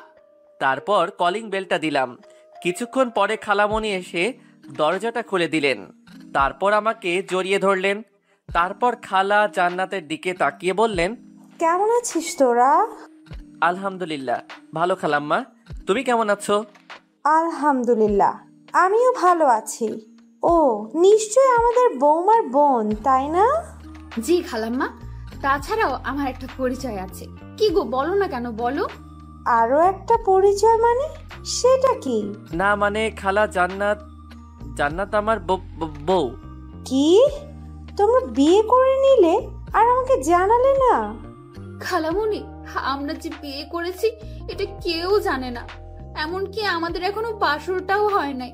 কত শখ ছিল আমার বরটার সাথে বাসর করব, তা এখনো হয়ে ওঠেনি। মাইয়াই বলে কি, এখানে আবার বাসর কই থেকে আসলো? কি করতে চাচ্ছে জান্নাত? আমি তো কিছুই বুঝতে পারছি না। প্রথমে বিয়ে না করেই আমার বউ হয়ে গেল, আর এখন বলছে বাসরের কথা। আল্লাহ রক্ষা করুন আমায়, কোথায় যে ফেসে যাচ্ছি নিজেও তো বুঝতে পারছি না। কি, তোরা যে বিয়ে করেছিস বাড়িতে কেউ জানে না? না গো খালামণি, কেউ জানে না। আজিজ বলল খালামণি নাকি অনেক ভালো, আর তোমার কাছে আসলে নাকি তুমি সবকিছু সমাধান করে দিবে। তাই তো তোমার কাছে আমরা চলে আসলাম। তোরা চিন্তা করিস না, আমি সব ঠিক করে দেব। আর আজিজ, তুই বিয়ে করবি আমাকে একবার বলতে পারতি, আমি কি না করতাম নাকি রে বাবা? তুই জানিস না তোর খালামণি তোকে কতটা ভালোবাসে। আমার কতটা ইচ্ছে ছিল তোর বিয়ের কাজ আমি নিজের হাতে করব, তা তুই করতে দিলি না। খালামণি, তুমি কি এখন আমাদের কথা শুনবে নাকি ভিতরে ঢুকতে দিবে? আর আলিফকে তো দেখছি না, ও কোথায়? আলিফ আমার খালাতো ভাইয়ের নাম। ওহে, ভিতরে আয়। আর তোর ভাই তো কলেজে গেছে, তোরা আলিফের রুমে গিয়ে বসে বিশ্রাম নে। আমি ততক্ষণে তোদের রুমটা গুছিয়ে নেই, কেমন? ঠিক আছে খালামণি, আর আলিফ আসলে আমার কাছে পাঠিয়ে দিও। বাবা, তোর ফোনটা দিয়ে যা, আলিফকে ফোন দিয়ে তাড়াতাড়ি আসতে বলি। খালামণিকে ফোনটা দিয়ে আলিফের রুমে দুজনে চলে আসলাম। তারপর আমি, ওই তোর মতলবটা কি বলতো? তোমার ভাবসাব মোটেও সুবিধার মনে হচ্ছে না আমার কাছে। কেন জানো, তোমার কি মনে হচ্ছে? আর আমার বরটা কি রাগ করলো নাকি? আমি মোটেও তোমার বর নই। তো তুমি আমার কে? কেউ না। সত্যিই আমি তোমার কেউ না? কি হলো, চুপ করে গেলা কেন, বলো। সত্যি আমি তোমার কেউ না? বলেই জান্নাত আমার কাছে আসতে লাগলো। এই কি করছো? কাছে আসবে না, দূরে থাকো বলছি। কাছে আসবো? তুমি কি করবে? কি করবে? আমি কিন্তু চেঁচাবো। চিল্লাও চিল্লাও, যত পারো চিল্লাতে থাকো। এই না না, ধুর ছাই, কে শোনে কার কথা? জান্নাত আমার মাথার দুপাশে ধরে 4 ঠোঁট এক করে দিল। এখন বলো আমি তোমার কে? কাজটা কিন্তু তুমি ঠিক করলে না। ওই কুত্তা, তোরে আমি কি বলি আর তুই কি বলিস? ধুর, ভাল লাগে না। যাও তো, ফ্রেশ হয়ে এসো আগে। যাইতেছি। তারপর কিন্তু বলতেই হবে আমি তোমার কে, নইলে এইবার তোমার ঠোঁট একদম ছিঁড়ে ফেলবো। বলেই জান্নাত চলে গেল। আর আমি ভাবছি কি করতে চাচ্ছে এই মেয়েটা। ভাবতে ভাবতে আলিফ চলে আসলো। আর কিরে ভাইয়া, আসবো? দরজার দিকে তাকিয়ে দেখি আলিফের হাতে কিছু শপিং ব্যাগ। আরে আলিফ, তুই আয় আয়। আর এটা তো তোরই রুম, তুই আসবি, আমাকে জিজ্ঞেস করছিস কেন? আমার রুম। কিন্তু ভাইয়া, রুমে তো তুমি একা নেই, সাথে ভাবিও আছে, তাই না? আর ভাইয়া, এটা তুমি একেবারে ঠিক করলে না। কি ঠিক করলাম না রে ভাই? এই যে বিয়ে করলে না জানিয়ে। তোরে কিভাবে জানাবো রে ভাই? আমি নিজেই জানতাম না যে আমি বিয়ে করেছি, তুই কেমনে জানবি? কিরে ভাইয়া, কথা বলো না কেন? কি ভাবো? আগে জানাইনি তো কি হয়েছে, এখন তো জানলি, তাই না? নাও, এইগুলো নাও, আর তাড়াতাড়ি এগুলো পরে বাইরে আসো। কি এগুলো? তোমার জন্য পাঞ্জাবি আর ভাবির জন্য বেনারসি। কিন্তু এগুলা কেন? আম্মু বললো তোমাকে নাকি বর বেশে দেখবে, তাই তাড়াতাড়ি চেঞ্জ করে চলে আসো। আর এই নাও তোমার ফোন, আম্মু দিল। রেখে যা। কিছুক্ষণ পরে জান্নাত বাথরুম থেকে বেরিয়ে আসলো। তারপর, কার সাথে কথা বললে গো এতক্ষণ? আলিফ আসছিল এগুলো দেবার জন্য। কি এগুলো? খুলে দেখো। ওয়াও, খুব সুন্দর এগুলো। আমাদের জন্য? আমার খুব পছন্দ হয়েছে, কিন্তু এগুলো কিসের জন্য? সবকিছু খুলে বললাম কি জন্য। তারপর দুজন রেডি হয়ে বাহিরে আসলাম। বাহিরে বের হয়ে যা দেখলাম, একজন মুরব্বী লোক খাতা কলম নিয়ে বসে আছে। দেখে মনে হচ্ছে কাজই হবে হয়তো, কিন্তু কেন? আয়, তোরা এখানে বস। খালামণি, উনি কে? উনি তো কাজী সাহেব। তোদের আবার বিয়ে দেবার জন্য নিয়ে আসলাম আলিফকে দিয়ে। আমার অনেক দিনের শখ ছিল তোর বিয়ে আমি নিজে দাঁড়িয়ে থেকে দিব। আমি জান্নাতের দিকে তাকিয়ে দেখলাম মেয়েটাও মনে হয় এই কথাটা শোনার জন্য মোটেও প্রস্তুত ছিল না। মুখটা একদম ফ্যাকাশে হয়ে গেছে, সাথে আমারও একই অবস্থা। কি বলো তুমি খালামণি? আমরা তো একবার বিয়ে করেছি, তাহলে আবার কেন? তোকে বললাম না, তোর বিয়ে আমি নিজে দাঁড়িয়ে থেকে দিতে চেয়েছি। আর তোর আবার বিয়ে করতে সমস্যাটা কোথায়? হ্যাঁ, অন্য কাউকে তো আর তোকে বিয়ে করতে বলছি না, তোর বউকেই তো বিয়ে করতে বলছি। বাবা, তুই আমার জন্য এইটুকু করতে পারবি না? জান্নাত, তুমি তো কিছু বলো এখন খালামণিকে। আমি আর কি বলবো বলো? খালামণি তো আর বেশি কিছু আবদার করে নাই, তাই না? খালামণি, আমরা রাজি। আলহামদুলিল্লাহ। কাজী সাহেব, আপনি বিয়ের কাজ শুরু করুন। আমি কিছুই বুঝতে পারছি না কি থেকে কি হয়ে যাচ্ছে। এখন খালামণিকেও সত্যটা বলতে পারবো না, কারণ সে খুব কষ্ট পাবে। কি করব এখন আমি? এইসব ভাবতে ভাবতে কখন যে কবুল বলে দিয়েছি। অবশেষে জান্নাত আর আমার বিয়েটা হয়ে গেল। রাত 10টা। বাসর ঘরের মধ্যে বসে আছে জান্নাত। আমি দরজাটা খুলে ভিতরে ঢুকে রীতিমতো অবাক হলাম, কারণ ঘরটা অনেক সুন্দরভাবে সাজানো। এত অল্প সময়ে এত কিছু কিভাবে সাজালো খালামণি বুঝতে পারছি না। মনে হচ্ছে আগে থেকে সাজানো ছিল ঘরটা। আরো অবাক হলাম জান্নাতের দিকে তাকিয়ে, কারণ যে মেয়ে সব সময় আমার পিছে পড়ে থাকে সেই মেয়েটা মাথায় ঘোমটা দিয়ে নিচের দিকে তাকিয়ে বসে আছে। ভাবা যায় জান্নাতকে বউ বেশে যেন সুন্দরী অপ্সরার মতো লাগছে। আমি ভয়ে ভয়ে এক পা দুপা করে খাটের দিকে এগিয়ে যেতে লাগলাম। খাটের কাছে যেতেই জান্নাত খাট থেকে উঠে দাঁড়িয়ে আমার কাছে এসে সালাম করতে লাগলো। আমি তার 2 বাহু ধরে দাঁড় করিয়ে বললাম, এই এই কি করো? তুমি এখন আমার স্বামী, সো এটা আমার অধিকার।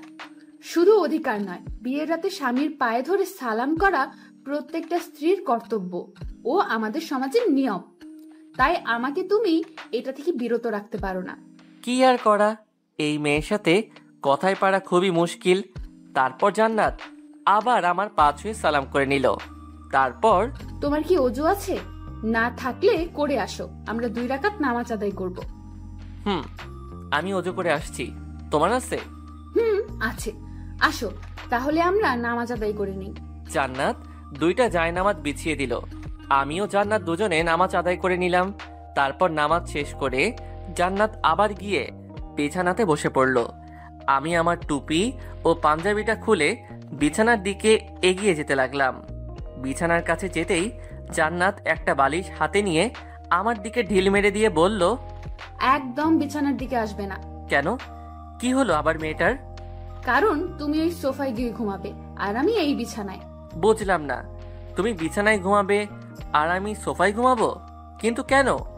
আমাদের তো বিয়ে হয়ে গেছে, আমরা এখন স্বামী স্ত্রী, তাহলে একসাথে ঘুমালে সমস্যাটা কোথায়? কারণ তুমি তো আর একা না, তাই না? কারণ তোমার তো অনেক বান্ধবী আছে। ভার্সিটিতে রিয়া আপু, তারপর দেখলাম নাদিয়া নামের ওই পেতনি, আর এখন সামিরা আপু তোমার কথা বলে। তার সাথে আমার যখনই কথা হয়। কি বলো এগুলো? তুমি জানো আমি কত কষ্টে সেদিন রিয়াকে ফাঁকি দিয়ে আসছি। রিয়াকে যদি ভালোই বাসতাম তাহলে কি আর তাকে ওইভাবে অবহেলা করতাম? সে না হয় বুঝলাম, কিন্তু নাদিয়া আর সামিরা আপু, তুমি সেদিন নাদিরার সাথে কি কথা বললে যা আমার সামনে বলা যেত না? এই কথা এটা সেই দিন জিজ্ঞেস করলেই তো বলে দিতাম। এর জন্য আমার পাগলিটা অভিমান করে আছে। সেদিন বলো নাই তো এখন বলো। একদম মিথ্যা কথা বলবে না, তাহলে কিন্তু। আচ্ছা শোনো তাহলে, নাদিয়া আমার স্কুল জীবনের বান্ধবী, আর তোমার বেস্ট ফ্রেন্ডের ভাইয়ের গার্লফ্রেন্ড। ঠিক বুঝলাম না। তোমার বেস্ট ফ্রেন্ড তো নাবিলা, আর নাবিলার ভাই তো বুলবুল ভাইয়া। তার মানে নাদিয়া আপু বুলবুল ভাইয়ের গার্লফ্রেন্ড। মাই ডিয়ার বউ, তোমার আর আমার মধ্যে যেমন মনোমালিন্য হয়েছিল ঠিক তেমনি ওদের মধ্যেও একই অবস্থা হয়েছিল। তাই আমি তাদের সব কিছু ঠিক করে দিলাম। আর তুমি তো জানোই তোমার সামিনা আপুর বয়ফ্রেন্ড আছে তাহলে, আর সামিনা আমার একজন ভালো ফ্রেন্ড, বুঝতে পারলেন বউ? বলেই বালিশটা হাতে নিয়ে সোফার দিকে যেতে লাগলাম আর বললাম, তাহলে আমি কি এখন সোফাতেই ঘুমাবো? কেন? তুমি তো বললে আমি যেন বিছানাতে না যাই। আমি আমি কখন তোমাকে বললাম? এইমাত্র বললে। ও, বুঝতে পারছি, তুমি তো আমায় ভালোই বাসো না, তাই তো সোফায় ঘুমাতে চাইছো না, তাই না? বুঝি তো, সব বুঝি। ও, এখানেও আমার দোষ হয়ে গেল, তাই না? নিজের কাঁধে কখনোই দোষ নিবা না। আমার বর থাকতে আমি কেন দোষ নিতে যাব? হয়েছে, আমার বরটার আর মন খারাপ করে থাকতে হবে না। আসো সোনামণি, তোমায় একটু আদর করে দিই। বলেই এক লাফে সোজা জান্নাতের কোলে মাথা রেখে শুয়ে পড়লাম, আর জান্নাত আমার মাথায় হাত বুলিয়ে দিতে লাগলো। আচ্ছা জান্নাত, ধরো যদি আমি সত্যি ওদের একজনের সঙ্গে প্রেম করতাম তাহলে কি করতে? তোমার মাথার সব চুলগুলো ন্যাড়া করে দিতাম, হাত পা ভেঙে দিতাম, আর নাকে ঘুষি মেরে নাক ফাটিয়ে দিতাম। ওরে বাবা, এত কিছু করতে? তখন তো আমায় কেমন বাজে দেখা যেত।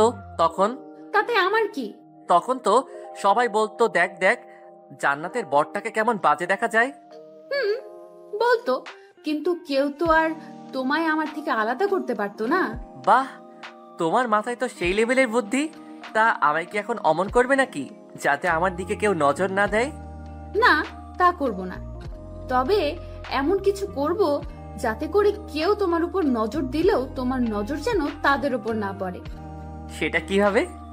আমার বেবি লাগবে, একদম ফুটফুটে কিউট বাচ্চা, যাতে তুমি তার কথা চিন্তা করে হলেও আমাদেরকে ছেড়ে না যাও। বলেই কেঁদে দিল আমার বুকের উপর মুখ লুকিয়ে। ধুর পাগলি, তোমাকে ছাড়া আমি বাঁচবই না। ছেড়ে যাওয়া তো দূরের কথা, জান্নাতুলকে জড়িয়ে ধরে তার কপালে একটা চুমু দিয়ে, সত্যি তো কখনো আমাকে ছেড়ে যাবে না তো? নেহি বউ, কাবি নেহি। তারপরও আমার বেবি লাগবে, আর আজকে থেকেই মিশন শুরু করব আমরা। আজকে থেকেই? তাহলে দেরি কেন? চলো লেগে পড়ি, আমাদের মিশন স্টার্ট করি, কি বলো? যা দুষ্টু। ইস, আমার বউ তো দেখি লজ্জাও পায়। আসো আসো, আরো কাছে আসো বউ, আর লজ্জা পেতে হবে না। আসো, আমাদের মিশনটা স্টার্ট করা যাক। বলেই জান্নাতের ঠোঁটে আমার ঠোঁট ডুবিয়ে দিলাম। ধীরে ধীরে আমরা একে অন্যের মাঝে হারিয়ে যেতে লাগলাম। সবকিছু জানতে চাহিয়া লজ্জা দিবেন না। আমাদের মিশন কমপ্লিট, এখন ফরজ গোসলটা করতে হবে। আমরা এখন যাই, ফরজ গোসলটা সেরে আসি, কেমন?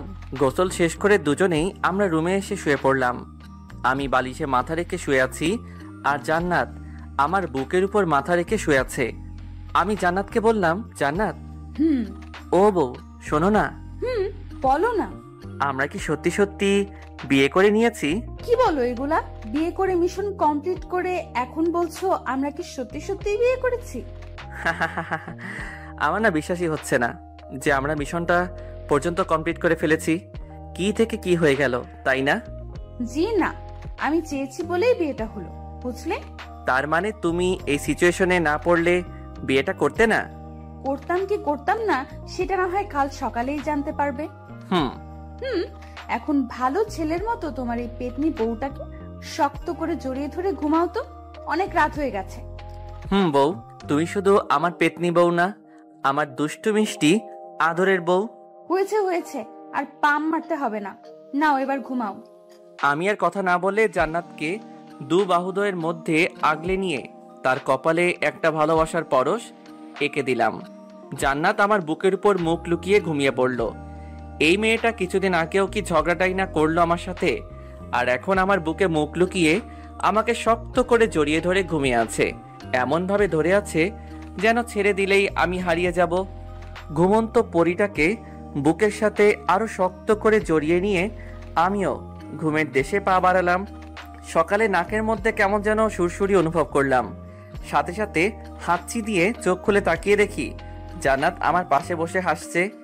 অনেক রাগ হলেও তার হাসিতে যেন আমি আবারও তার প্রেমে পড়ে গেলাম। জান্নাত হাসতে হাসতে বলল, এই যে মিস্টার বর, ঘুম ভাঙলো তাহলে? ফজরের আজান যে হয়ে গেছে সেদিকে খেয়াল নেই? ওঠো ওঠো, তাড়াতাড়ি উঠে ফ্রেশ হয়ে অজু করে আগে নামাজ পড়ে নেন, তারপর না হয় আবার ঘুমায়েন। আর একটু ঘুমাই না বউ, তারপর নামাজ আদায় করে নেই। না না, তা হচ্ছে না, ওঠো বলছি। তারপর উঠে নামাজ আদায় করে এসে জান্নাতকে আবার বুকে নিয়ে ঘুমিয়ে গেলাম। কিছুক্ষণ পরে মনে হলো কেউ যেন দরজায় ঠকঠক করছে। কে? ভাইয়া, আমি আলিফ। আর কতক্ষণ ঘুমাবি? এবার তো ওঠো, আম্মু খাবার জন্য ডাকছে তো। খালামণিকে বল আসছি। তুই এখন যা তো ভাই, 5 মিনিট লাগবে আমার। তারপর আলিফ চলে গেল। আমি জান্নাতকে নিয়ে দরজা খুলে বের হলাম। তারপর যা দেখলাম তার জন্য মোটেও প্রস্তুত ছিলাম না, কারণ আমার সামনে দাঁড়িয়ে আছে আম্মু, আব্বু, ভাইয়া আর ভাবি। আমি তাদের দেখে একদম থ হয়ে গেলাম। এরা এখানে কিভাবে আসলো? আমি ভয়ে ভয়ে আম্মুর দিকে তাকিয়ে বললাম, আম্মু বিশ্বাস করো, আমরা কিছুই করি নাই। আর আম্মু, আমি এসব করতে চাই নাই। এই জান্নাত আমাকে ব্ল্যাকমেইল করে ওইসব করতে বাধ্য করেছে। আমার এমন হ্যাবলা মার্কা মুখ দেখে সবাই ফিক করে হেসে দিল। আর জান্নাত গিয়ে আম্মুকে জড়িয়ে ধরলো। কি হচ্ছে এসব? আমরা সব আগে থেকেই জানতাম রে গাধা। অমন মুখ বানিয়ে আছিস কেন? জানতে মানে? কি জানতে তোমরা? তোর সাথে যে এই বিয়েটা হলো তা আমারই প্ল্যান ছিল। তোকে তোর খালামণির বাড়িতে আসতে বলা আর জান্নাতকে তোকে ব্ল্যাকমেল করছে, সেটাও আমারই প্ল্যান ছিল। কি বলছো এগুলো আম্মু? তোমার প্ল্যান ছিল মানে? তোমরা বললে কি আমি জান্নাতকে বিয়ে করতাম না? আর এগুলো কেন করলে? আমি তো তাই বুঝতে পারছি না। তুই আমাদেরকে ভুল বুঝছিস, আগে কথাটা শোন। ধুর, তুমি থাকো তোমার ভুল বোঝা নিয়ে। আমায় কেউ বিরক্ত করবে না। আমার মাথায় যেন কিছুই খেলছে না। ওখানে আর থাকলাম না, কারণ আমার প্রচন্ড রাগ উঠে গেছে। আর আমার রাগ উঠলে আমি কি করি নিজেও জানি না। আমার থেকে কেন লুকাতে হবে এগুলো? আমাকে বললে আমি কি জান্নাতকে বিয়ে করতাম না নাকি? আমিও তো জান্নাতুলকে ভালোবাসি। আমি যখন সবার সামনে থেকে চলে আসলাম, তখন জান্নাত আমার পিছু পিছু আসতে লাগলো। মা, তুই কোথায় যাস? আম্মু, দেখলে তো তোমার ছেলে কতটা রেগে গেছে। আমি যাই, তার রাগ আগে ভাঙিয়ে আসি। আর আম্মু, আমি তোমাদের আগেই বলেছিলাম আজিজকে না জানিয়ে এসব করলেও রেগে যাবে। আমি জানি রে মা, আমার ছেলেটা একটু বেশি বদমেজাজি, আর আমরা তো ওর ভালোর জন্যই ওকে কিছু জানাই নেই। আজিজ যখন জানতে পারবে আমার জন্যই ওর বদমেজাজটা একটু কমেছে, তখন দেখবে সব ঠিক হয়ে যাবে। কিন্তু আম্মু, এখন আমি কি করব? তোর কিছুই করতে হবে না রে মা। 2 ঘন্টা পর আমি রুমে শুয়ে আছি। কে যেন দরজাটা খুলে ভেতরে আসলো। তাকিয়ে দেখি জান্নাত, হাতে খাবারের থালা। আমার কাছে এসে, ওঠো, খেয়ে নিবে। সেই সকাল থেকে এখনো কিছুই খাওনি। কি হলো? আমি কিছু বলছি। আমিও কিন্তু এখনো কিছুই খাইনি। আর আম্মু আমাদের ভালোর জন্যই এগুলো করেছে। আর কেন করেছে শুনবে? ওকে, কথা যখন বলবেই না তাহলে শোনো। সেদিন যখন তোমার সাথে প্রথম ঘুরতে বের হয়েছিলাম আর আমরা একটা রেস্টুরেন্টে গিয়েছিলাম, মনে আছে তোমার? রেস্টুরেন্টে তুমি যখন তোমার মোবাইলটা ফেলে ওয়াশরুমে গেলে, তখনই আম্মু ফোন দেয় তোমায়। আমি প্রথমে ধরতে না চেয়েও ফোনটা ধরি। আমার গলা শুনে আম্মু জিজ্ঞেস করেন আমি কে। তখন আমি আমার আর তোমার বিষয়ে সবকিছু খুলে বলি আম্মুকে। আম্মু তখন বলেন, মারে, আমার ছেলেটাকে কিন্তু খুব বদমেজাজি, আর তুই চাইলে আমার ছেলেটার এই স্বভাবটা ঠিক করতে পারিস। কিভাবে? আমার ছেলেটা যখন তোকে মেজাজ দেখাবে, তখন তুই তার থেকে ডাবল মেজাজ দেখাবি। কিন্তু আম্মু। কোনো কিন্তু নয়। তখন থেকে নিজের ইচ্ছা না থাকার পরেও তোমার সাথে খারাপ ব্যবহার করি, তারপর ইগনোরও। জানো, তোমায় যখন এড়িয়ে চলতাম তখন আমার কতটা কষ্ট হতো। তারপর যখন দেখলাম আম্মুর কথাটা অনেক কাজে দিতেছে, তোমার বদ মেজাজটা ভালো হয়ে যাচ্ছে, তখন আমি আর আম্মু অনেক খুশি হয়েছিলাম। আর তারপর আজ এই দিন। কি হলো? তাও এখন আমার সাথে কথা বলবে না? ও, বুঝতে পেরেছি, তুমি তো এখন আর আমাকে ভালোই বাসো না, তো কথা বলছো না। ঠিক আছে, তুমি যখন আমাকে ভালোবাসো না আর কথাও বলবে না, তাহলে আমিও আর তোমার কাছে পড়ে থাকবো না, এখনই চলে যাব। বলেই জান্নাত যেই পা বাড়াবে অমনি ওর হাতটা ধরে এক টানে আমার বুকের উপর নিয়ে এসে, খুব সাহস হয়েছে না? আমাকে ইগনোর করা হয়েছে এতদিন, এখন আবার আমাকে ছেড়ে চলে যাবে না? খুব বার বেড়েছে তোমার, তাই না? আমাকে না জানিয়ে এক পা বাড়ির বাহিরে বের করলে একদম পা ভেঙে হাতে ধরিয়ে দিব। তুমি তো এখন আমায় ভালোই বাসো না, তাই তো কথা বলছো না আমার সাথে। ঠিক আছে, তোমার আর আমার সাথে কথা বলতে হবে না। আমি আর এখানে পড়ে থাকবো না, চলে যাবো আজই, আর এক্ষুনি। তুই জানিস, তোর সাথে যখন আমি কথা বলতে যেতাম আর তুই আমাকে এড়িয়ে চলতি, তখন আমার কতটা কষ্ট হতো। মনে হতো নিজেকে শেষ করে দেই, কিন্তু যখন আম্মু আব্বু ভাইয়ার কথা মনে হতো তখন আর কিছুই করতে পারতাম না। আবার মনে হতো তুই যদি আবার আমার কাছে ফিরে আসিস আর আমাকে যদি না পাস তখন তো তুই কষ্ট পাবি। আমি যে তোকে কষ্ট দিতে পারতাম না রে পাগলি, আমি যে তোকে অনেক ভালোবাসি রে। কেমনে থাকতাম তোকে ছাড়া বল?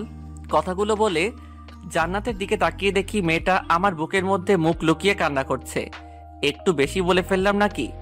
তাই আবার মজা করে বললাম, তুমি আমাকে ছেড়ে চলে যাবে তাই না জান্নাত? ওকে যাও, তোমাকে ছাড়া তো 3টা মাস থেকেই আসি, আর বাকি জীবনটা না হয় তোমার স্মৃতি নিয়ে বেঁচে থাকবো। আর আমারও অভ্যাস হয়ে গেছে তোমাকে ছাড়া থাকতে থাকতে। যাও যাও, তুমি লাগবে না তোমাকে আমার। কথাটা বলতেই জান্নাত আমাকে আরো শক্ত করে জড়িয়ে ধরে হাউমাউ করে কান্না করে দিল। আমাকে তাড়িয়ে দিবে আজিজ? এইবার আমি তোমার থেকে আলাদা হলে মনে হয় আর বাঁচবো না আজিজ। আমি সত্যি সত্যি মরে যাব। তুমি জানো আজিজ, তোমাকে যখন এড়িয়ে চলতাম, ইচ্ছে না থাকা সত্ত্বেও তোমার থেকে যখন দূরে দূরে থাকতাম, তখন আমার কতটা কষ্ট হতো। মনে হতো আমার বুকের মধ্যে থেকে কেউ যেন আমার কলিজাটা বের করে নিচ্ছে। তারপরও তোমার থেকে দূরে থাকতাম তোমার ভালোর জন্য, আমাদের ভালোর জন্য। আমাকে তাড়িয়ে দিও না আজিজ, আমি যে তোমাকে ছাড়া বাঁচবো না। জান্নাতের গায়ে যতটা সম্ভব শক্তি আছে, সব শক্তি দিয়ে আমাকে জড়িয়ে ধরে কথাগুলো বলল। তুমি তো বললে আমার কাছে থাকবে না, চলে যাবে। সে তো তুমি আমার সাথে কথা বলছিলে না বলে তার জন্য বললাম। আচ্ছা ঠিক আছে, আমি যদি কখনো তোমাকে ছেড়ে চলে যেতে চাই তাহলে তুমি আমার হাত পা ভেঙে দিও, কেমন? তাও আমাকে তোমার কাছ থেকে যেতে দিবে না। ইস, শখ কত! আমার এত সুন্দর বউটার নাকি হাত পা ভেঙে দিব, তখন তোমাকে কেমন কেমন দেখাবে না? আর লোকে তখন আমাকে কি বলবে? বলবে, দেখ আজিজের বউটাকে কেমন দেখা যায়, একদম পেতনি। বললে বলুক, তাতে আমার কি? সেটা তো আর আমাকে বলবে না, তোমাকেই বলবে।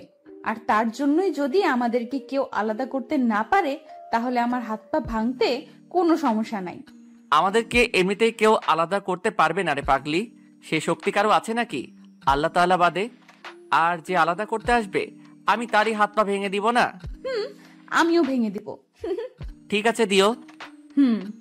এই বউ, আমার কিন্তু অনেক ক্ষুধা লেগেছে। তোমার জন্য তো খাবার এনে রেখেছি, টেবিলে আছে, খেয়ে নাও। না থাক, খাবো না। খাবে না কেন? এই তো বললে তোমার নাকি অনেক ক্ষুধা লেগেছে। লেগেছে তো। তবে খাবে না কেন?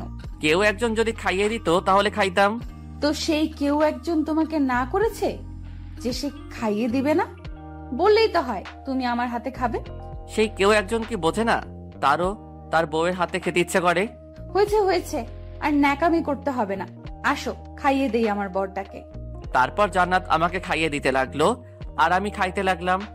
উফ ভাই, জানেন না বউয়ের হাতে খেতে কতটা মজা। যে বউয়ের হাতে খাবার খায় সেই শুধু জানে এর হাতের খাবার একদম যেন অমৃত। দুঃখের বিষয়, আমি এখনো ছোট্ট বাচ্চা, একটা ছেলে, সবেমাত্র এসএসসি দিলাম। বিয়ে করা তো দূরের কথা, বউ পামু কই? জান্নাত আমাকে খাইয়ে দিতেছে আর আমার মুখের দিকে তাকিয়ে আছে। তার তাকিয়ে থাকা দেখে বুঝতে পারলাম ওরও অনেক ক্ষুধা লেগেছে। মেয়েটাও তো সারাদিন কিছু খায়নি। তাই আমিও এক লোকমা খাবার নিয়ে জান্নাতের মুখের কাছে ধরলাম। সাথে সাথে মেয়েটা খাবার মুখে নিয়ে নিল, যেন সেই অপেক্ষাতেই ছিল আমি কখন তাকে খাবার খাইয়ে দেই। খাবার মুখে নিতেই জান্নাতের চোখ দিয়ে পানি গড়িয়ে পড়ল। এটা কোনো দুঃখের পানি দেখলাম না, এটা যেন রাজ্য জয়ের আনন্দের চোখের পানি। সবার বউই চায় তার স্বামী তাকে একটু কেয়ার করবে, একটু ভালোবাসবে। খাবার সময় আবদার করে বর তার বউকে বলবে, তুমি আমাকে খাইয়ে না দিলে আমি খাবই না। বউ যখন তার স্বামীকে খাইয়ে দেবে, তার স্বামীও তখন তার বউকে খাইয়ে দেবে। এতটুকুই। বউদের তখন আর কিছুই যেন চাই না, এতেই নিজেকে যেন রানী মনে করেন। কথাগুলো ভাবতে ভাবতে আমাদের খাওয়া শেষ। তারপর আমার ফোনটা বেজে উঠল। বউ। ও বউ, কি?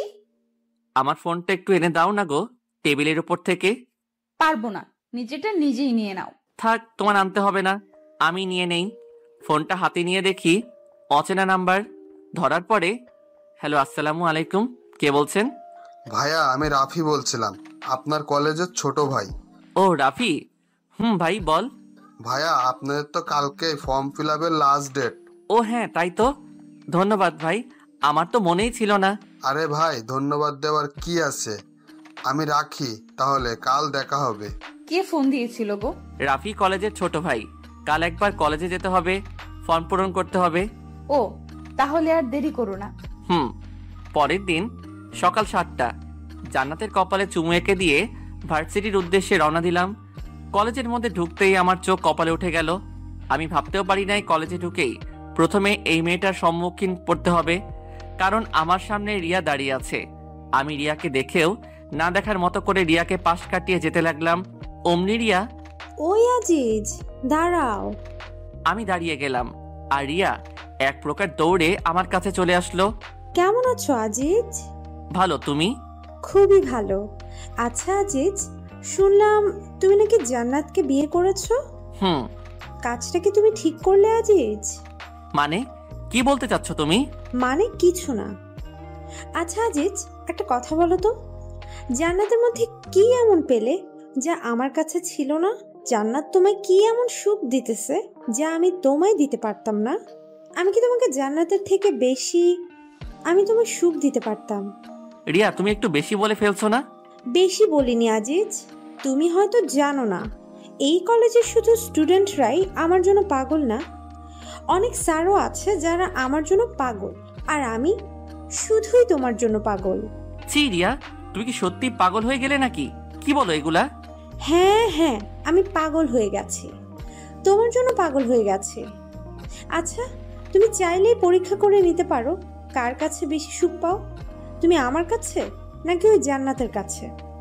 এসো আমার সাথে, এসো কমন রুমে, তোমাকে দেখিয়ে নিয়ে আসি কে বেশি সুখ দিতে পারে। বলেই রিয়া আমার হাত ধরে টানতে লাগলো। আমি রিয়ার হাতটা ছাড়িয়ে রিয়াকে একটা গালে থাপ্পড় মেরে বললাম, ছি রিয়া, তোমার মন মানসিকতা এতটা নীচ? তোমাকে আমি একটা ভালো মেয়ে মনে করেছিলাম, কিন্তু তুমি আমাকে মারলে আজিজ। তুমি হয়তো জানো না আজিজ, আমি যা চাই তাই পাই, দরকার পড়লে জোর করে আদায় করে নেই, আর যদি তাও না পাই তাহলে কাউকে পেতে দেই না। এমন কমন ডায়লগ সবাই দেয়, আমিও তোমাকে তার ব্যতিক্রম মনে করি না। আমি কি জিনিস তুমি এখনো জানতে পারোনি আজিজ। তুমি কি করতে চাচ্ছ? Wait and see. Oh sorry, তুমি তো বেশিক্ষণ দেখতেও পারবে না। ওই তোরা কোথায়, চলে আয়। সাথে সাথে অনেকগুলা ছেলে এসে আমাকে চারদিক দিয়ে ঘিরে নিল। তাদের সকলের হাতে হকি স্টিক আর স্ট্যাম্প। কয়েকটা ছেলেকে দেখে চিনতে পারলাম ওরা রিয়ার কাজিন হয়। দাঁড়িয়ে দাঁড়িয়ে কি তোরা তামাশা দেখবে নাকি কাজ শুরু কর? হ্যাঁ পু, কাজ শুরু করছি। বলেই আমার পায়ের হাঁটুর গিরাতে একটা বাড়ি মারলো। তাল সামলাতে না পেরে মাঠের মধ্যে পড়ে গেলাম। কি হলো, তোরা থামলি কেন? ওর এমন অবস্থা করবি যাতে বুঝতে পারে এই রিয়ার কথা না মানলে কি হয়। তারপর সবাই মিলে আমাকে মারতে লাগলো। ক্যাম্পাসের সবাই আমার দিকে তাকিয়ে আছে, কিন্তু কেউই এগিয়ে আসতে সাহস পাচ্ছে না। আমি যে ব্যথাতে বারবার চিৎকার করে উঠছি, মাগো ও মাগো, কিন্তু আমার চিৎকার সবার কানে পৌঁছালেও কেউ যেন শুনতে পাচ্ছে না। এতক্ষণ আমাকে মারতে দেখছিল কলেজের ছোট ভাই রাফি, তাই রাফি তাড়াতাড়ি করে বুলবুল রে ফোন দেয়। হ্যালো বুলবুল ভাইয়া। হ্যাঁ রাফি বল। রাফি কি হয়েছে, তোর কণ্ঠ এমন শোনা যাচ্ছে কেন? বুলবুল ভাইয়া, আজিজ ভাইয়াকে রিয়া আপুর কলেজরা। আজিজ? কি হয়েছে আজিজের? তুই এখন কোথায়? আর আজিজ কি তোর কাছেই আছে? কি হলো বলছিস না কেন? কলেজ ক্যাম্পাসে। তুই চিন্তা করিস না ভাই, আমি আসছি। তুই রাহাত, সুমন আর আমাদের ক্লাবের সকলকে খবর দে, আমি আসছি। বুলবুল এক প্রকার পাগলের মতো দৌড় দিতে লাগলো। রাফি এদিকে রাহাত, সুমন আর তাদের ক্লাবের সকলকে খবর দিয়ে দেয়। সকলে ছুটে চলে আসে কলেজে। এসে দেখে আজিজ জ্ঞান হারিয়ে মাঠের মধ্যে পড়ে আছে। তবুও রিয়ার কাজিনরা আজিজকে মেরেই যাচ্ছে। বুলবুলদের দেখে রিয়া পালিয়ে যেতে লাগলে তাদের কলেজের আসিয়া নামের একটা মেয়ে রিয়াকে ধরে ফেলে, আর সাথে তার বান্ধবীরাও। এদিকে বুলবুল, সুমন, রাহাত ও তাদের বন্ধুরা রিয়ার কাজিনদের উড়াধুরা মারতে থাকে। কিছুক্ষণ পর পুলিশ চলে আসে সেখানে এবং সবকিছু পর্যবেক্ষণ করে রিয়া ও তার কাজিনদের ধরে নিয়ে যায়। এদিকে জ্ঞান হারিয়ে মাঠের মধ্যে পড়ে আছে আজিজ। তার মাথায় আঘাত করার কারণে মাথা দিয়ে প্রচন্ড পরিমাণে রক্ত বের হচ্ছে। বুলবুলরা তাড়াতাড়ি করে আজিজকে হসপিটালে নিয়ে যায়। তারপর আজিজের বাড়িতে তার ভাবির নাম্বার ফোন করে বুলবুল। হ্যালো, কে বলছেন? ভাবি, আমি বুলবুল, আজিজের বন্ধু। হ্যাঁ, কি হয়েছে? তোমরা কাঁদছো কেন? কে ফোন করেছে রে আপু? বুলবুল। দে দেখি, আমাকে দে ফোনটা। হ্যালো বুলবুল ভাইয়া, কি হয়েছে? কাঁদছেন কেন? জান্নাত, আজিজকে ওরা... আজিজের নাম শুনেই জান্নাতের গলা শুকিয়ে যায়। ভাইয়া, আজিজের কি হয়েছে বলুন প্লিজ। কাঁদবেন না ভাইয়া, বলুন প্লিজ। জান্নাত বুলবুলের কথা শুনে হাতে থেকে ফোনটা পড়ে যায় এবং এক চিৎকার দিয়ে সাথে সাথে ফ্লোরে পড়ে গিয়ে জ্ঞান হারিয়ে ফেলে। জান্নাতের চিৎকার শুনে বাড়ির সবাই একত্রিত হয়ে যায়। জান্নাতুল, এই জান্নাত, কি হলো তোর? কথা বল। বুলবুল ভাই, কি হয়েছে ভাই? কি হলো বৌমা, কথা বলো। সব খুলে বলার পর কেউ আর এক মুহূর্ত দেরি করে না। জান্নাতের অজ্ঞান অবস্থাতেই তাদের সাথে করে হসপিটালে নিয়ে যায়। আজিজকে আইসিইউতে চিকিৎসায় করা হচ্ছে। জান্নাতের জ্ঞানও ফিরে এসেছে। জান্নাত হসপিটালের এক কোণে বসে কান্না করে যাচ্ছে। জান্নাত যেন পাগল হয়ে গেছে, কি করবে কিছুই ভেবে পাচ্ছে না। সবাই অধীর আগ্রহ নিয়ে পায়চারি করে যাচ্ছে কখন ডাক্তার বের হয়।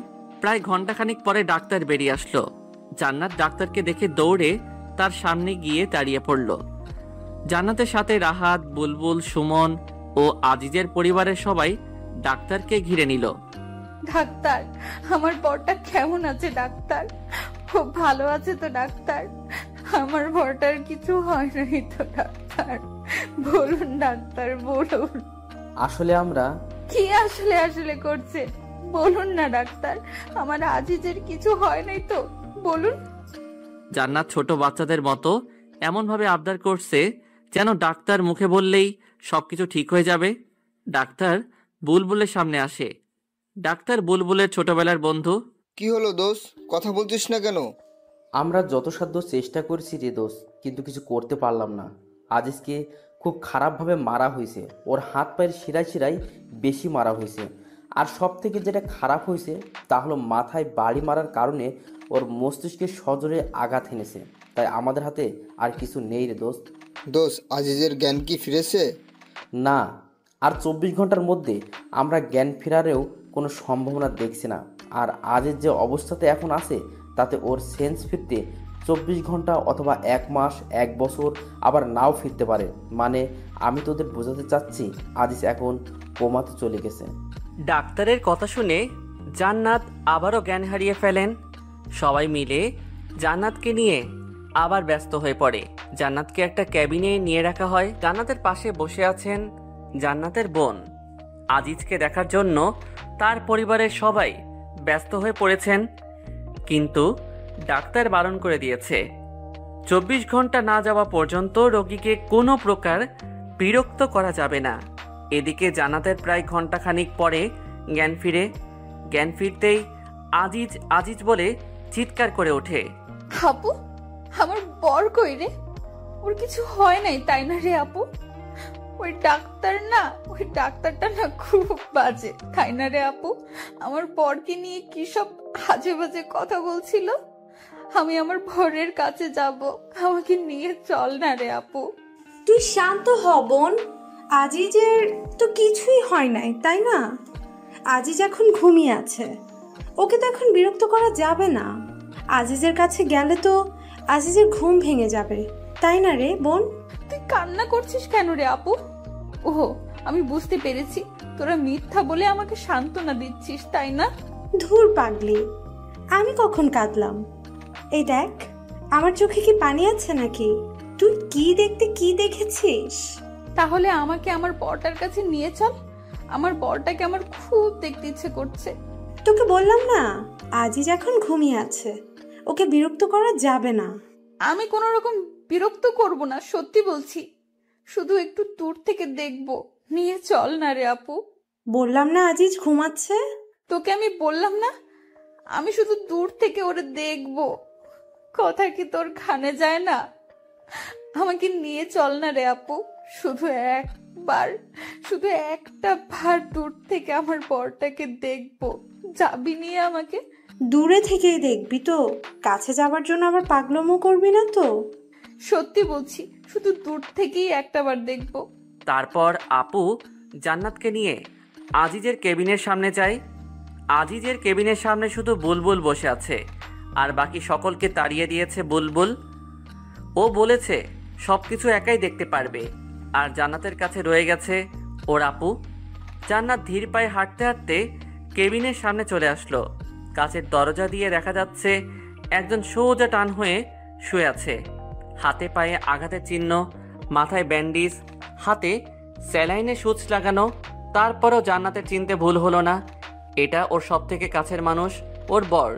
জান্নাত দরজার কাচের সাথে হেলান দিয়ে চোখের পানি ফেলতে ফেলতে ফ্লোরে বসে একদম স্তব্ধ নির্বাক হয়ে আজিজকে দেখতে লাগলো। এক সময় হুট করেই দাঁড়িয়ে জান্নাত ডাক্তার ডাক্তার বলে চিল্লাতে লাগলো। ডাক্তার, ডাক্তার, প্লিজ দরজাটা একবার খুলে দিন। আমি শুধু একটাবার আমার বরটাকে আদর করব, দেখবেন তাতে আমার বর সুস্থ হয়ে উঠবে। প্লিজ ডাক্তার, খুলে দিন না। সরি আপু, এখন এটা আমরা অ্যালাউ করতে পারি না। বোন, বোন, তুই শান্ত হ বোন। তুই না বললি কোনো পাগলামো করবি না? আপু দেখ না, আজিজের খুব কষ্ট হচ্ছে, ওনাদের বল না আমাকে একবার আজিজের কাছে যেতে দিতে। ভাইয়া, আপনি একবার ওদের বলুন না দরজাটা একবার খুলে দিতে।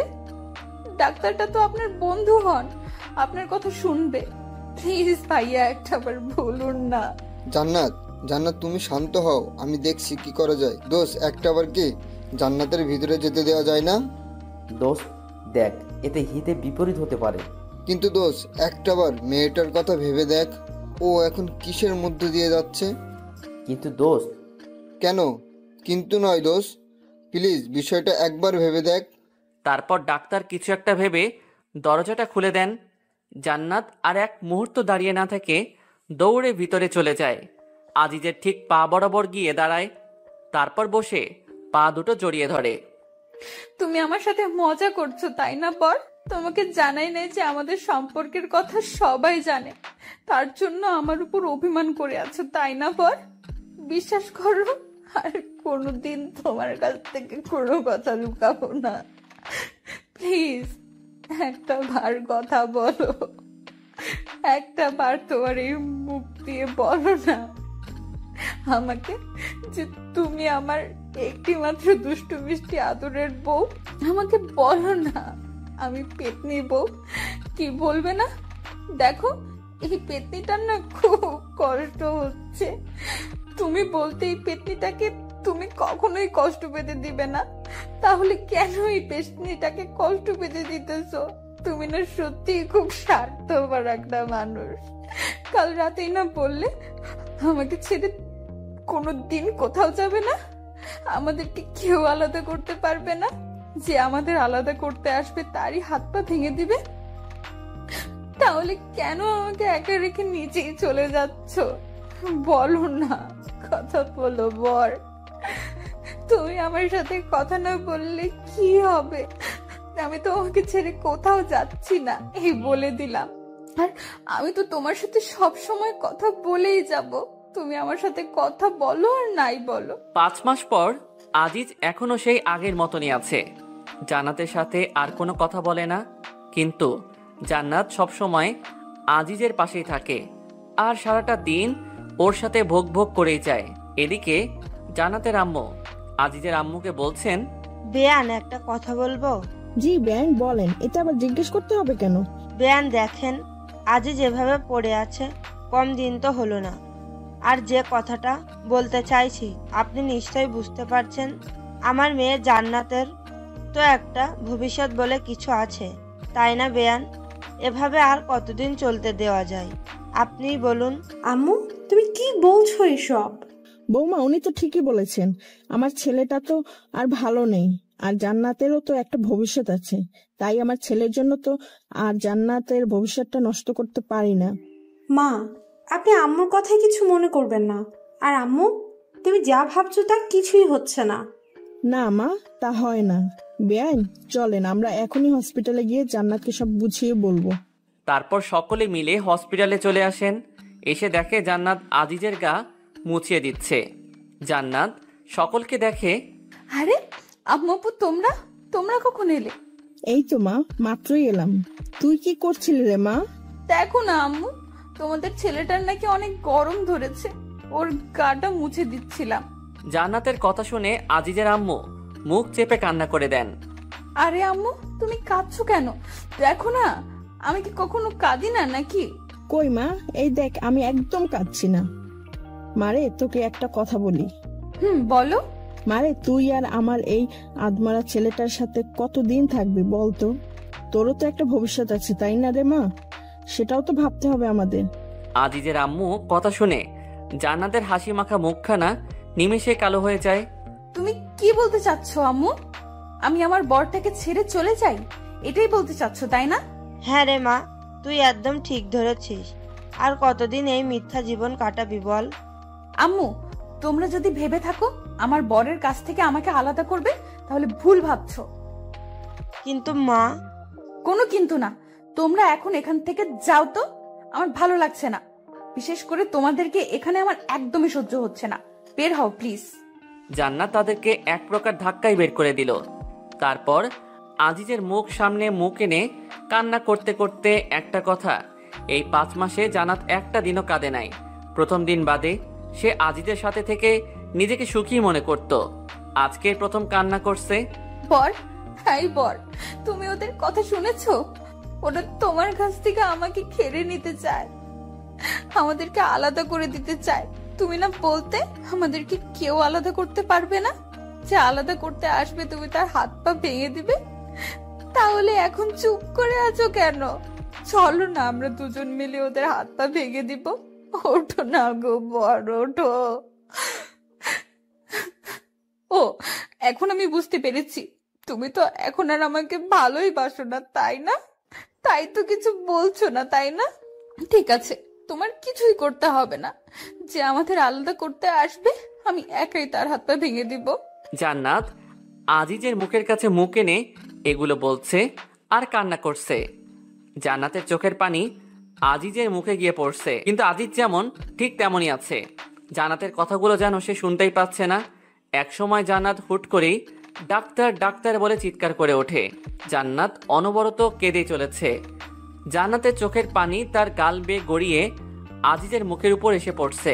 জান্নাতের চোখের পানি এক ফোঁটা আজিজের চোখের উপর পড়তেই আজিজ চোখ টিপে দিয়ে ওঠে, সাথে হাতটাও হালকা নাড়িয়ে ওঠে। জান্নাতের চোখ আজিজের চোখের দিকে পড়তেই জান্নাতের মুখে হাসি ফুটে ওঠে। হ্যাঁ বর, তুমি তোমার চোখটা মাত্রই নাড়ালে তাই না? তার মানে তুমি আমার কথা শুনতে পাচ্ছ তাই না? কি হলো, কথা বলছো না কেন? আমি জানি তো তুমি আমার কান্না একদমই সহ্য করতে পারো না, তাই তো চোখের ইশারা করে আমাকে কান্না করতে বারণ করছো তাই না বর? ডাক্তার, ডাক্তার কোথায় আপনারা? প্লিজ তাড়াতাড়ি আসুন ডাক্তার। কি হয়েছে, এমন উত্তেজিত হচ্ছেন কেন? দেখুন না, আমার বরটা একবার চোখ নাড়ানোর পরে আর নড়ছে না। আপনি প্লিজ উত্তেজিত হবেন না, আমাদের দেখতে দিন। How is possible? মানে তুই কি বলতে চাচ্ছিস? ক্লিয়ার করে বলতো দোস্ত। দ্যাটস মিরাক্কেল দোস্ত। আজিজের নার্ভে ধীরে ধীরে সজাগ হয়ে উঠছে দোস্ত। আমরা এর থেকে এখন ভালো কিছু আশা করতে পারি। মিসেস জান্নাত, আপনি যদি চান তাহলে আজকেই আমরা একটা রিস্ক নিতে চাই। ইনশাল্লাহ এতে কাজে দিতে পারে। জান্নাতের মুখের ভাষা যেন হারিয়ে ফেলেছে। কি বলবে কিছুই ভেবে পাচ্ছে না। ধীরে ধীরে জান্নাত ফ্লোরে বসে পড়ে। অতি সুখে আর অতি দুঃখে এই দুই সময়ে যেন মুখের ভাষা হারিয়ে যায়। জান্নাতেরও তাই হয়েছে, তবে এটা দুঃখের জন্য না, এটা অতি সুখের জন্য। 2 ঘন্টা পরে আইসিইউ এর দরজার সামনে ফ্লোরে বসে মুচকি মুচকি হাসছে জান্নাত। তার আজিজের সাথে যে দিন প্রথম দেখা হয়, সেই দিনের কথা মনে হতেই জান্নাতের হাসি পাচ্ছে বারবার। সেদিন ছিল 21শে জুলাই, নাবিলার জান্নাতের বেস্ট ফ্রেন্ড বুলবুলের বোনের জন্মদিন। একটা ছেলে হ্যাবলার মতো জান্নাতের দিকে তাকিয়েছিল।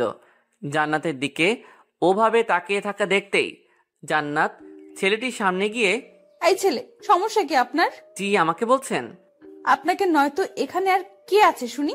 আমার দিকে এমন হ্যাপলার মতো তাকিয়ে আছেন কেন? আমি কখন আপনার দিকে তাকালাম? আজিজের এমন চেহারা দেখে জান্নাতের হাসি পেয়ে গেল। একটা কিউট ছেলে ভয় পেয়ে গেলে যে তাকে আরো কতটা কিউট লাগে তা জান্নাত আজিজকে না দেখলে যেন বুঝতেই পারতো না। তারপরও জান্নাত হাসি লুকিয়ে মুখে আবারও রাগী ভাবে এনে আজিজকে বলল, দেখুন, একদম মিথ্যা বলার চেষ্টা করবেন না। এত সময় ধরে আমার দিকে তাকিয়ে থেকে এখন বলছেন তাকাইনি? আপনি ছেলেটা খুবই ফাজিল। সরি। ও, এখন ধরা পড়ে গেছেন এজন্য সরি বলা হচ্ছে না?